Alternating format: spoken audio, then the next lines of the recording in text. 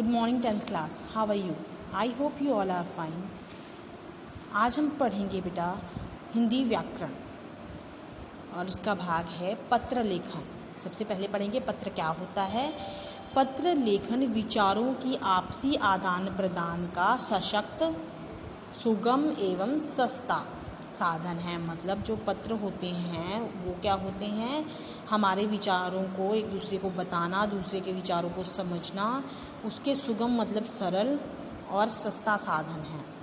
पत्र लेखन केवल विचारों का आदान प्रदान ही नहीं करता, बल्कि इस पत्र लेखन से व्यक्तित्व, दृष्टिकोण, विचार, चरित्र, इंसान की जो मानसिक स्थिति होती है, उसको क्या संस्कार मिले हैं, उन सब का ज्ञान होता है।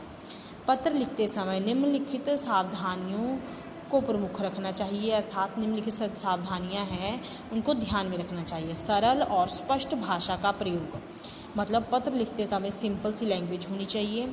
ठीक है, सरल का मतलब होता है आसान, सिंपल जिसे बोलते हो आप इंग्लिश में, और स्पष्ट जो समझ आए, ऐसी भाषा का प्रयोग करना चाहिए।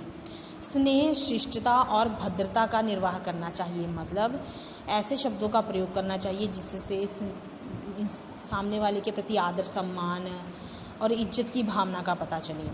तीसरा है पत्र प्राप्त करने वाले का पद, योग्यता, संबंध, सामर्थ्य, स्तर, आयु आदि का ध्यान रखना चाहिए। मतलब कि वो इंसान किस पदवी पर है, किस उसकी योग्यता क्या है, उसकी आयु क्या है। चौथा है अनावश्यक विस्तार से बचें, मतलब पत्र अधिक लंबा नहीं होना चाहिए, मेन बातें लिखनी चाहिए, मतलब सिर्फ उतना ही लिखना चाहिए जितने की आवश्यकता हो। विषय वस्तु की पूर्णता होनी चाहिए, मतलब जो बात कही गई हो वो पूरी तरह कही जानी चाहिए, आधी अधूरी नहीं छोड़नी चाहिए। छठा है कठोर, कड़वे, अशिष्ट और अनर्गल भावों का या शब्दों का प्रयोग, मतलब ऐसे कड़वे या कठोर, मतलब बेकार की बातों शब्द नहीं प्रयोग करने चाहिए। मतलब शिष्टता वाले, मतलब जिससे सामने वाले के प्रति आदर पता चले, ऐसे शब्दों का प्रयोग करना चाहिए पत्र में। पत्र के भेद, पत्र दो प्रकार के होते हैं। पहला होता है अनौपचारिक पत्र, जिन लोगों के आपसी संबंध होता है, जिन लोगों के साथ हमारा आपसी संबंध होता है, उनके द्वारा एक दूसरे को लिखे गए जो पत्र होते हैं वो अनौपचारिक पत्र कहलाते हैं। जैसे यदि हम कोई पत्र अपने रिश्तेदारों को लिखते हैं, दोस्तों को लिखते हैं, स्नेही संबंधियों को लिखते हैं, इन पत्रों में एक दूसरे के प्रति लगाव, प्रेम, यदि गुस्सा होता है तो गुस्सा भी पता चलता है। उलाहने का मतलब होता है बेटा दूसरे की गलतियां बताना, सामने वाले के प्रति आदर का पता चलता है, आदि का भाव सब कुछ अपने आप होता है, मतलब अपनापन होता है, क्योंकि ये अपने लोगों को लिखे जाते हैं, भाई बहनों को, रिश्तेदारों को, अगर माता पिता हमसे दूर रहते तो उनको। इन पत्रों में बनावटीपन की मात्रा कम होती है, क्योंकि वो हमारे अपने होते हैं, इसलिए हम इनमें अधिक बनावटीपन नहीं दिखाते। वाक्य संरचना बातचीत के स्तर पर आ जाती है, मतलब वैसे ही जैसे हम अपने घर में अपने भाई बहन, अपने माता पिता से बात करते हैं, बिल्कुल वैसे ही इसमें बात करते हैं, इसमें वही बातें ऐसे ही लिखी जाती हैं। मन के भावों और विचारों को बिना किसी संकोच के प्रकट किया जाता है। इसमें औपचारिकता का समावेश नहीं होता। प्राय सभी प्रकार के सामाजिक पत्रों को इसी श्रेणी में रखा जाता है, जैसे कि हो गया विवाह के लिए निमंत्रण पत्र, जन्मदिन के लिए निमंत्रण पत्र हो गया, गृह प्रवेश है तो उसके लिए अगर हम किसी को बुलाना चाहते हैं तो उसके लिए हम पत्र लिखते हैं, मुंडन संस्कार करवाते हैं तो उसको हम रिश्तेदारों को पत्र लिखते हैं, दोस्तों को पत्र लिखते हैं। शोक मतलब कोई दुखद घटना का पत्र होता है, तो ये सभी जो हैं इसी के अंतर्गत आते हैं। अनौपचारिक पत्रों की रूपरेखा प्राय निम्नलिखित प्रकार से होती है। पहला है पत्र को दाईं ओर से, मतलब जो कॉपी का, जो हमारी कॉपी है उसका जो दाहिना हिस्सा होता है ना, दाहिना हिस्सा बेटा ये वाला होता है जिधर से हम लिखना स्टार्ट करते हैं, ठीक है ना, ये दाहिने के हिस्से की तरफ से लिखा जाता है। उसमें दिनांक होता है, दिनांक का मतलब होता है बेटा तारीख होती है।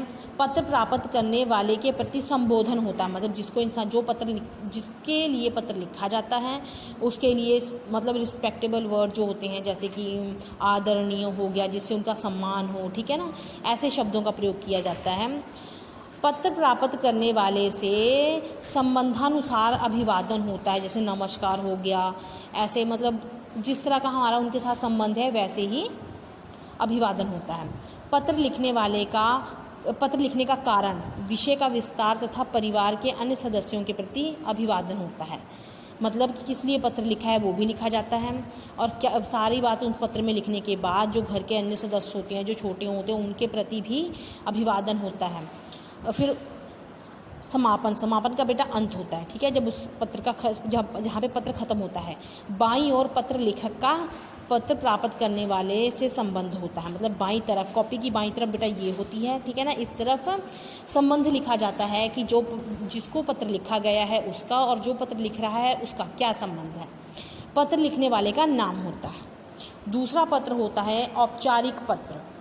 जिन लोगों के साथ औपचारिक संबंध होते हैं उन्हें औपचारिक पत्र लिखे जाते हैं। इन पत्रों में व्यक्तिगत तथा आत्मीयता नहीं होती, मतलब जिस तरह हम अपने दोस्तों को, अपने भाई बहनों को, अपने रिश्तेदारों को पत्र लिखते हैं, ये पत्र वैसे नहीं होते हैं।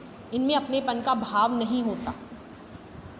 इनमें किसी भी बात को सोच समझकर फिर लिखा जाता है। इनमें अपने विचारों को भली भांति सोच विचार कर प्रकट किया जाता है। प्रायः औपचारिक पत्र सरकारी और गैर सरकारी कार्यालयों में भेजे जाते हैं, निजी संस्थानों में भेजे जाते हैं। पत्र पत्रिकाओं, संपादकों, अध्यापकों, प्रधानाचार्यों, व्यापारियों को ऐसे पत्र भेजे जाते हैं। औपचारिक पत्र की रूपरेखा कैसी होती है? पत्र का क्रमांक होता है, सबसे ऊपर पत्र का क्रमांक होता है। फिर कार्यालय या मंत्रालय का नाम होता है, तारीख होती है, दिनांक जिसे हम बोलते हैं। प्रेषक का नाम, प्रेषक होता है बेटा भेजने वाला, उसका नाम होता है। प्राप्तकर्ता का नाम तथा पद होता है। प्राप्तकर्ता होता है जिसे पत्र भेजा जाता है, उसका नाम होगा, साथ में उसका पद, उसकी पोजीशन होती है। विषय का संक्षिप्त उल्लेख होता है, संबोधन होता है, विषय वस्तु होती है, समापन शिष्टता होती है। उसके बाद प्रेषक के हस्ताक्षर, भेजने वाले के हस्ताक्षर होते हैं, उसका नाम और पद होता है। चलिए हम इसी बार देखते हैं एक पत्र। ये एक औपचारिक पत्र है, ठीक है ना। जैसे ये देखिए यहाँ पे लिखा हुआ है, अपनी कक्षा की समस्याओं के समाधान के लिए प्रधानाचार्य को प्रार्थना पत्र लिखिए। यहाँ पे देखो कॉपी की दाहिनी ओर है ये, ठीक है ना। इस पे लिखा सेवा में प्रधानाचार्य, रामगढ़िया पब्लिक स्कूल, मलेरकोटला। दिनांक बेटा यहाँ पे तारीख आएगी। विषय क्या है? विषय कक्षा की समस्याओं के समाधान के लिए पत्र, मतलब जो लिखने वाला है वो अपने अध्यापक को ये लिख रहा है कि जो उनकी कक्षा है उसकी हालत ख़राब है, उसमें कुछ टूटा, कुछ खिड़कियाँ टूटी हुई, दरवाजे टूटे हुए हैं, तो उसका समाधान किया जाए, उसके लिए ये पत्र लिखा गया है। यहाँ पे संबोधन है बेटा मान्यवर महोदय, क्योंकि वो अध्यापक हैं, मुख्य अध्यापक प्रिंसिपल हैं, इसलिए। निवेदन है कि मैं आपके विद्यालय का 10वीं कक्षा A का विद्यार्थी हूँ।